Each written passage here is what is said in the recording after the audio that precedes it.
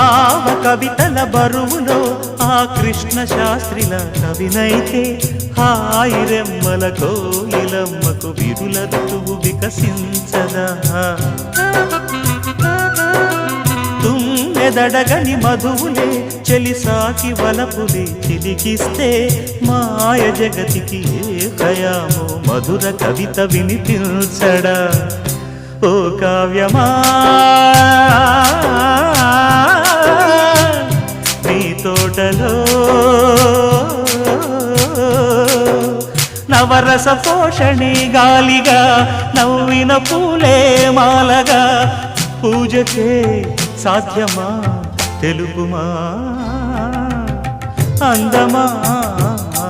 నీ పేరేమిటి అందమా అందమా నీ పేరేమిటి